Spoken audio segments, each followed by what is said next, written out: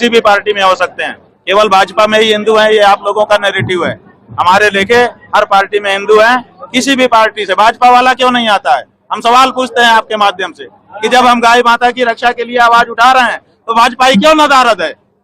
भाजपाई नदारद रहेगा, और अगर कोई दूसरे पार्टी का हिंदू खड़ा हो रहा है तो उसके लिए कहेंगे तो अमुक पार्टी का हिंदू है। अरे हिंदू तो है, गाय के लिए निकल के घर से आया तो है, खड़ा तो है, आवाज तो लगा रहा है, हम उसका अभिनंदन कर। हम तो मुसलमानों का अभिनंदन कर रहे हैं कि कम से कम उन्होंने गाय को बचाने के लिए आवाज उठाई। ये भाजपाई ये गाय को माता नहीं कह पा रहे हैं। मुसलमान आज इस देश में गाय को माता कह करके पुकार रहा है। ये आप ऐसा सवाल पूछते हो हमसे? जो हमारी माँ को माँ कहेगा, जो उसकी रक्षा के लिए खड़ा होगा, वो किसी पार्टी का, वो हमारा है। भाई दिखाई पड़ने से क्या पूछता है? आपने क्यों नहीं पूछा हमसे कि भाजपा वाले क्यों नहीं आ रहे हैं? आपने ये पूछा कि अमुक पार्टी वाले क्यों आ रहे हैं? आपने ये भी तो देखा कि भाजपा वाले नहीं है। ये सवाल तो नहीं पूछते हो आप। इसका मतलब है कि आपका जो प्रश्न है वो सिलेक्टिव है, इसीलिए हमको अच्छा नहीं लगता। आप पूछिए, जो सच बात है वो पूछिए। आपके लिए कह रहे हैं कि आप कांग्रेस। अरे भाई वो तो कहेंगे ही, उनके साथ जो नहीं होता है वो या तो सपाई होता है, या तो कांग्रेसी होता है, या तो अर्बन नक्सली होता है, या तो देशद्रोही होता है। यही तो होता है, और क्या होता है? जो उनके साथ नहीं है उसके लिए उनके पास यही सब उपमाएं हैं। की दलगत राजनीति का दौर है और मौजूदा जो सरकार है उसको हटाना तो किसी न किसी दल को लोगों को वोट देना पड़ेगा। किसको वोट देना चाहिए? बात यह है कि जो गौ माता के पक्ष में खड़ा हो उसको वोट देंगे। कैसे डिसाइड होगा? डिसाइड होगा, कोई ना कोई दल आके खड़ा होगा, देख लेना। जैसे जैसे वोट संकल्पित होता चला जाएगा, आखिर ये वोट किसी को तो चाहिए, तो जिसको चाहिए होगा वो गौ माता की रक्षा के लिए खड़ा होगा। आज भले खड़ा नहीं दिखाई दे रहा है, लेकिन जैसे जैसे इस तरह के वोट ज्यादा बढ़ते चले जाएंगे, वैसे हर पार्टी की मजबूरी हो जाएगी कि हम गाय के लिए कुछ करें, नहीं तो अब हमको वोट नहीं मिलेगा। आप देखिएगा, इसका एक प्रभाव निकल करके आएगा और हर पार्टी सिंह पूछ लगा के आएगी कि हम गौ माता के भक्त हैं, हमें वोट दीजिए। आप देखते तो जाइए। जो अभी माहौल चल रहा है उसमें क्या राहुल गांधी या अखिलेश यादव आपको लेके ये कहा जा रहा है कि आपने समाजवादी पार्टी को जिताने की सुपारी ली है, इसको आप सोशल मीडिया पर जो ये प्रचार कर रहा है इसको आप किस तरीके से इसकी काट करेंगे? ऐसा है कि ये भारतीय जनता पार्टी के द्वारा किया जा रहा प्रचार है। शंकराचार्य जो है वो सुपारी लेकर के काम करता है, ये केवल वही लोग कह सकते हैं और दूसरा कोई नहीं कह सकता। ये बहुत छोटी मानसिकता है। इनकी हाँ में हाँ मिलाओ, तभी आप जो है शंकराचार्य हैं, तभी आप धर्माचार्य हैं, तभी आप सन्यासी हैं। और अगर इनकी हाँ में हाँ मिलाना बंद करके सच कहना शुरू करो तो इसी तरह की बातें ये लोग कहते हैं। इनको इस बात की ट्रेनिंग है और इनका आईटी सेल इसी तरह का काम करता है, लेकिन जनता ये सब अब आजकल जान चुकी है, इसलिए इनके प्रचार का ज्यादा फर्क नहीं पड़ेगा। इनके प्रचार चलेंगे लेकिन जनता पे उसका असर नहीं होगा, क्योंकि जनता जानती है कि हम किसी पार्टी के लिए नहीं, हम सत्य सनातन धर्म के लिए अपनी बात उठा रहे हैं। और हमने आज तक 300 से ज्यादा विधानसभा क्षेत्र हो गया, अगर कहीं का एक वीडियो आप उठा करके दिखा दें, एक वक्तव्य हमारा दिखा दें कि हमने किसी पार्टी का समर्थन किया हो। हमने अपने लक्ष्य का, अपनी गौ माता की रक्षा का संकल्प सबसे कराया है और हर पार्टी को हमने निशाने पर लिया है। माहौल चल रहा है उसमें क्या राहुल गांधी या अखिलेश यादव से आप इस बात को लेकर समर्थन मांगेंगे? ऐसा है कि राहुल गांधी और अखिलेश यादव और दूसरी पार्टियां पहले ही हमारे द्वारा रिजेक्टेड हैं। हमने सबको रिजेक्ट करके भाजपा को अपनाया था और अब भाजपा को हम रिजेक्ट कर रहे हैं। इसका मतलब आप क्या समझते हैं कि हम अब इनको रिजेक्ट करेंगे तो फिर उन्हें रिजेक्टेड को अपना लेंगे जब तक उनमें परिष्कार ना हो?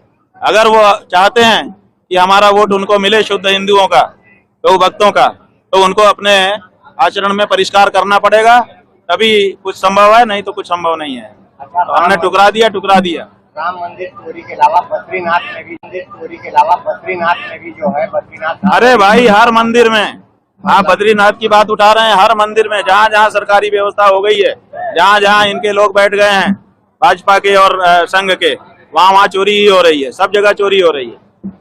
इसको कैसे दुरुस्त किया जाए?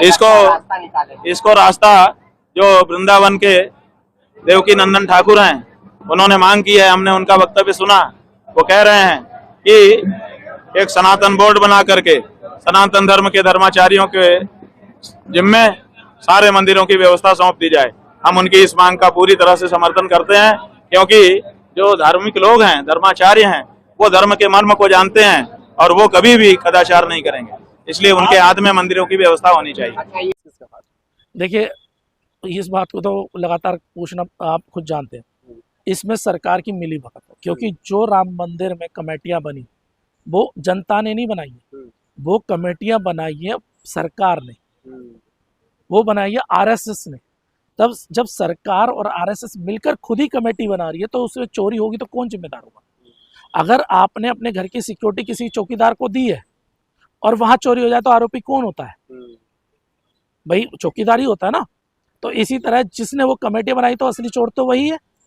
लेकिन योगी जी अपने आप में पीठ थपथपा रहे, हमने एसआईटी गठन कर दिया, 8 लोगों की गिरफ्तारी हो गई, पर्दा धीरे धीरे उठ रहा है, तो जिम्मेदारी कोई ले नहीं रहा है। जिम्मेदारी देखिए, सरकार अपना पल्ला झाड़ रही है। यही वो सरकार थी जो अपने आप को ये कह रही थी कि ऐसी कोई चोरी नहीं हुई, एसआईटी की कोई जांच की आवश्यकता नहीं है, लेकिन पैसा निकला ना, मंदिरों से पैसा निकला ना। और अभी तो खबरें ये आ रही कि और भी बहुत सारे ऐसे मंदिर हैं जहां से ये चीजें हुई है। तो समझे कितना बड़ा घोटाला। मतलब आप धर्म के नाम पे सरकार बनाएंगे, उसके आप धर्म के नाम पे आप पूरी सियासत करेंगे, लेकिन जब उसमें चोरी में पकड़े जाएंगे तो आप अपना पल्ला झाड़ लेंगे। मतलब कौन है? इससे साफ पता लगता है कि चोर कहीं ना कहीं सरकार और सिस्टम में बैठे वो लोग हैं जिन्होंने वो कमेटियां बनाई हैं। आप चंपत राय पे आप प्रश्न चिन्ह उठा सकते हो, मैं भी कह रहा हूँ प्रश्न उठना चाहिए उन पे आप आरोप भी लगाएं, सब कुछ करें, लेकिन क्या चंपत राय अपने आप डायरेक्ट बने उस कमेटी के मेंबर? उसमें समय लगा ना। तो जब कमेटी बनी तो उसमें समय लगाया, तो उसमें बनाने वाले तो सरकार के लोग थे। तो जिन्होंने ये कमेटी प्रस्तावित करी उनके ऊपर भी तो एफआईआर होनी चाहिए, नहीं होनी चाहिए? यानी चोरों का साथ देने वाले कौन होते हैं? चोर होते हैं ना। तो पुलिस को उन पे भी कार्रवाई करनी चाहिए थी। तो क्या लग रहा है पुलिस भी पर्दा डाल रही है, ऐसे जैसे एसआईटी के नाम पर पर्दा डाला जा रहा है चोरी मामलों में? देखिए, सरकार उनकी है तो वो सीधी सी बात है, पर्दा डालेंगे। लेकिन आपको एक आश्वासन देता हूँ, जिस दिन उत्तर प्रदेश में हमारी सरकार बन गई, सबके चिट्टे धागे खुलवा देंगे। ये जो जितने कूद रहे हैं ना आज, सभी के केस खुलेंगे, सभी की फाइलें खुलेंगी, और जितने आरोपी नहीं कह रहा, जो अपराधी होगा उसे जेल में डलवाएंगे। ये सोच रहे हो कि बच जाएंगे भाजपा सरकार में, तो याद रखिएगा सत्ता हमेशा परिवर्तित होती है। योगी जी तो खुद कह रहे हैं हमने ही चोर को जेल में डाल दिया, 8 लोगों को, जो मेन। पहले तो मना कर रहे थे भाई, पहले मना किया था ना इन्होंने। मना किया या नहीं किया, मना कर रहे थे। वो तो जब पैसा निकला है, गोबर में से पैसा निकल रहा है, घरों में से पैसा निकल रहा है चोरी के, अब लोगों ने बताया कि मैंने ये सामान दिया, मैंने ये सामान दिया।